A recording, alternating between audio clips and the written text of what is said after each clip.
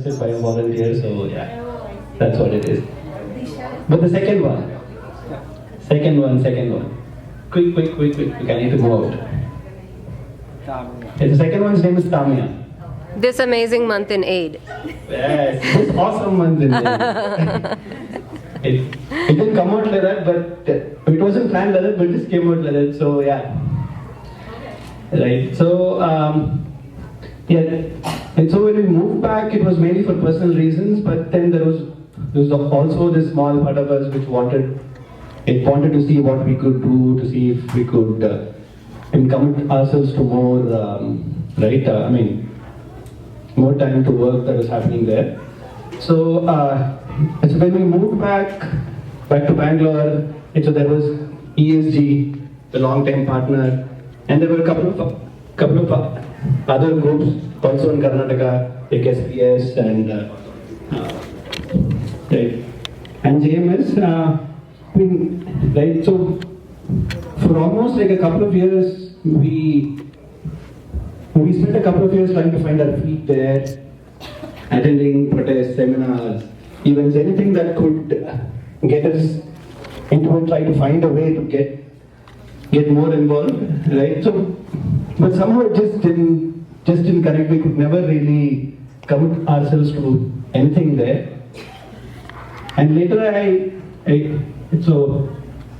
came to realize that we were just trying to force fit ourselves into networks that we knew, that we had been used to here, but then not networks that we had personally got involved in, right? So that connect wasn't there. It was not an organically developed connection, right? So which is why nothing really worked out. I mean, right? So, but we did do several site visits. We visited ASDS in Andhra Pradesh, which was very significant considering all the Chhattisgarh work that they were talking about, right? So we visited several relief camps that were conducted for villagers who were basically fleeing Salvajudum, right? So we met villagers from Sodi Sambos,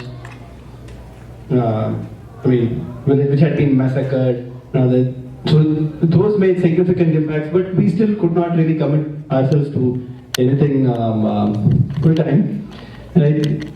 So in between all that, yeah, so we did get connected with other volunteers, ex-aid volunteers, right? So with one particular person being Bittu, so Karthik Kondaya was an ex-Boston volunteer, right? So one morning, Bittu basically gives a message saying that there's going to be a slum demolition happening, right? So things are really bad, rush.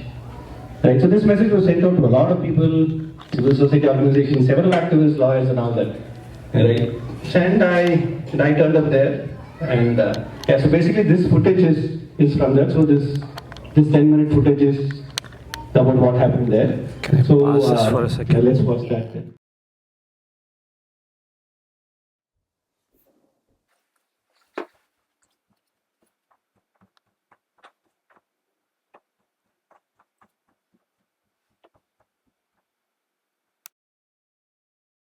Bundled up by the cops was an ex-Boston volunteer. And so the saddest part about this thing was that I was the only person there, only outsider there, right?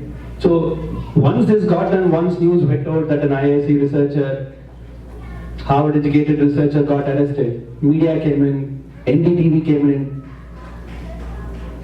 and so they interviewed me. This footage, a lot of this footage was used by Kannada channels and all that. Right? But the biggest lesson that I learned was when the call went out in the morning for people to respond, right, and show up in support, nobody turned up. Right? It was just pure chance that I had my camera with me, and this is the only record of the demolitions, apart from photos. Right? And so once this happened, yeah, so we tried several things. So there was an immediate relief and rehabilitation effort, which is pretty significant considering that you had thousands rendered homeless. Right. So there was significant support pouring in from Bangalore civil societies.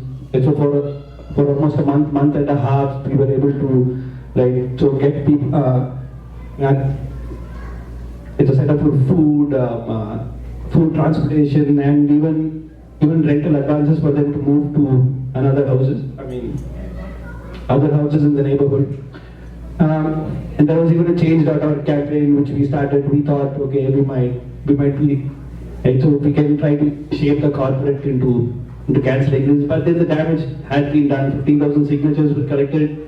We even tried delivering it and all that, despite a lot of police intimidation. But then ultimately not much came out of it. Right, so that whole place has been dug up. But then the thing is, yes, it's been almost 5 years since then, and nothing has come up there. Right, and nobody seems to know when that is going to come up to. Right, so and so during this we did, I mean, so we meaning Chetan and I did get a lot of contacts so among activists and civil society within Bangalore. Like, so we got to know people who were working on public health issues. Right, so through that we took part in right, so there was a campaign in a basti called Disha where there was a death of a 6-year-old due to malnutrition, and that again made front page news. The Hindu covered it. And so some of us got together, basically a group which got formed organically. So by those who were on the relief and rehab for this issue, and so some of us we tried to work with the community to set up public hearings, do surveys, figure out what was wrong with the PHC, with the Anganwadi system, with the disability pension, right? So several, and after that, some changes did come up in the local PHC, right? So more staff was set up. There was an ambulance which was arranged for to be on call, and right, so we were able to get several medical camps done. Some people got cards, but then so basically, as due to lack of long-term commitment from people, effort kind of dwindled down after we managed to achieve our immediate objectives, so to say, right? But again, it's basically through these networks that I got to know so more about the public health movement, and that is how I got introduced to Oblesh too, right? So that was probably the most significant thing that I think we've done during our time in Bangalore, getting to know Oblesh and his fantastic work on manual scavenging eradication, working with the community, doing all the fantastic stuff, right? And coming here to the conference and seeing the kind of impact that Oblesh's work has made with people here, with volunteers here, and getting chapters here to constantly question the role of caste, the presence of caste in our lives. Right? So I think it has really been worth it, because if there is one thing that I would have to admit very candidly, right, so during my 4 years as a volunteer here, there was hardly any discussion about caste. Right? So we would discuss so many things. We learned I learned a lot about development. What is development? We had several discussions in Data's chapter. I came to a couple of conferences, but then sadly there was not a whole lot of discussion about caste.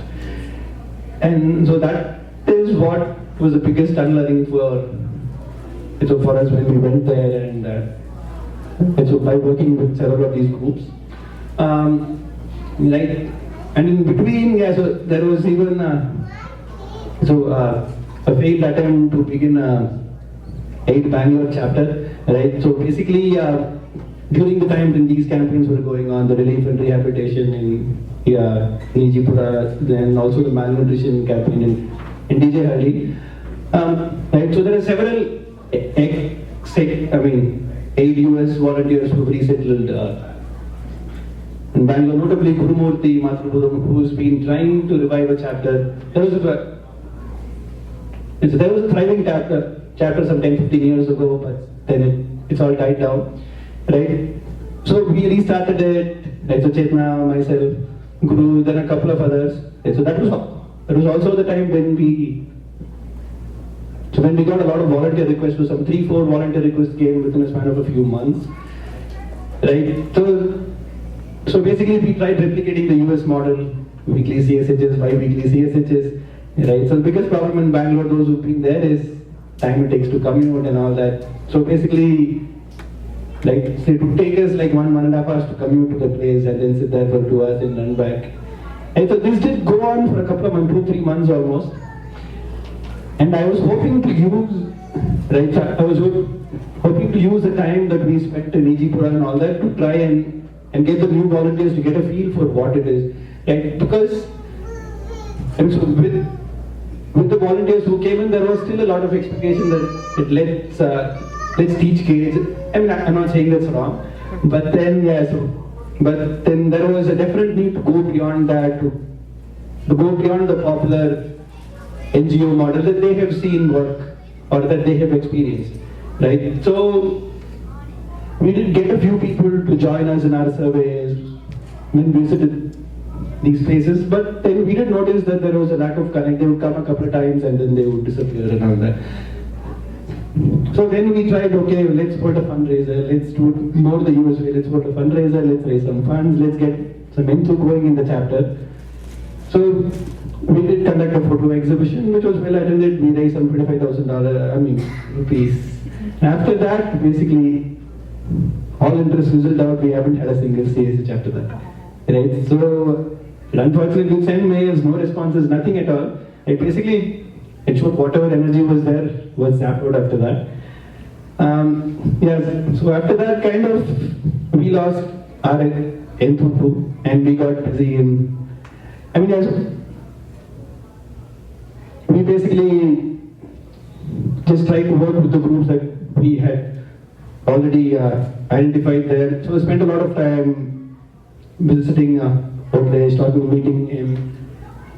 And subsequently, so my interest in video recording and so that got me in touch with Dalit Camera, right? So that's a YouTube channel come website which largely focuses on narratives from the marginalized through their own words. It's largely unedited content where we try to cover protests, events, talks which are generally not covered, right? So, I've realized that I managed to be more productive doing something like that rather than try to build a chapter. So this is what I found myself fitting into. So that has been going on for a while, and I realized that though there has not been the same level of connection with AID, that I had hoped to be much more active with AID when I moved back. So that has definitely not happened, but I still see a role where we can engage and right. See, there are several.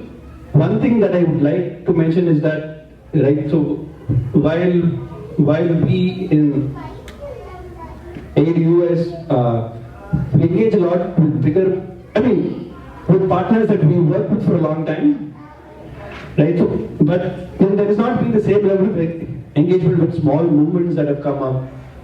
So basically, over the last couple of years, if you see, the most significant things happening in India have been organically grown movements like either Jignesh's Chalo Una, or even the Rohit Premala issue that happened. Right, so all this has resulted in significant social change that has come up. But so I feel AID here has not engaged as much as it should. Right, so that is definitely something that we have to look into ourselves to see what is missing, why don't we have the correct there, and what is needed. I'm not saying that we should fund the movement. I mean, it's quite likely that they will not even want money from us. But then, making the connection, trying to understand why we don't really, why don't we have that immediate response to something that's happening there, and probably that might also help us. So because yesterday there was this thing about diversity being an aspirational goal, right? So that cannot just be something that, and I'm sure people are giving thought to it, but by working with groups and movements like this, we really have a real good chance to fix that, both with the kind of work that we support, campaigns that we support, and also the kind of people that we get to attract in our chapters. So I guess these are all my thoughts. Thanks for your attention.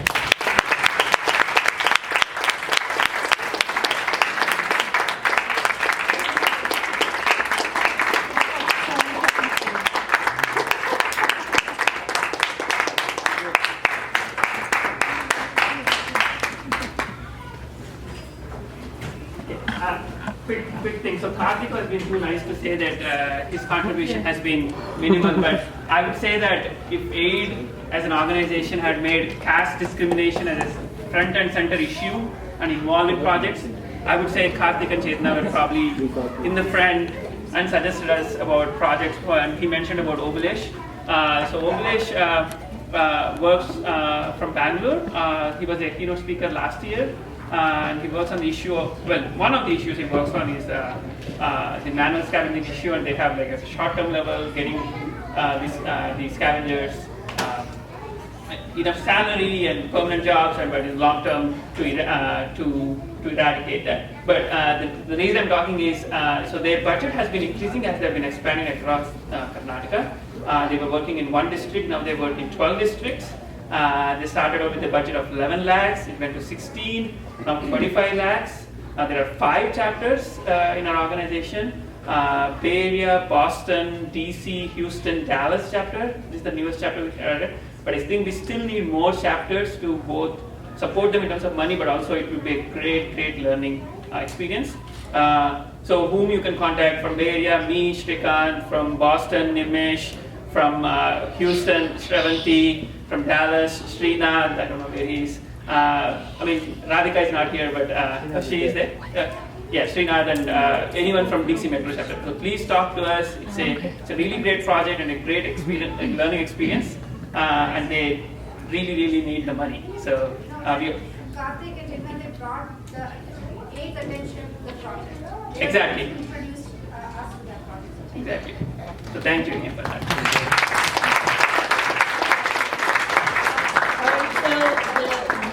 The next one is Aiden Meet, and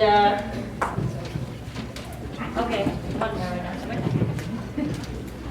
I'm so moved by both the presentations that we just heard that I would spontaneously like to request Mila to come to the stage. I think your stories of how you talk to the children. I don't want to say anything. I just want to present you.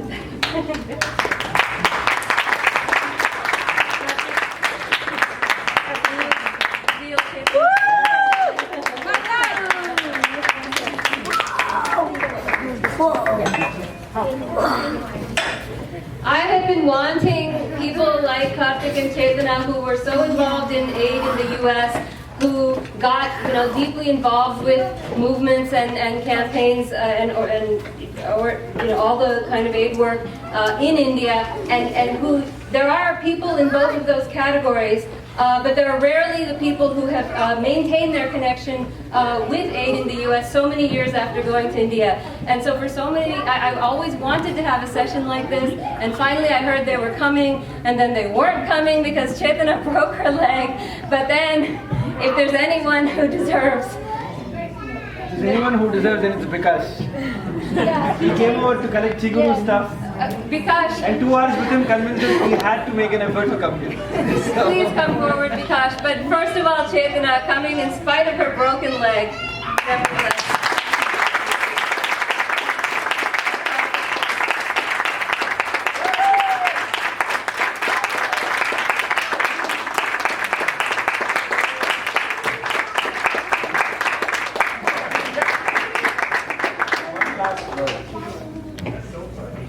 I have to thank Sunita. She was the one who forced me to get into. So she responded very quickly to my volunteer request and ensured that I stayed the course and saddled me with a secretary position the minute it got free. And then, you know how it happens.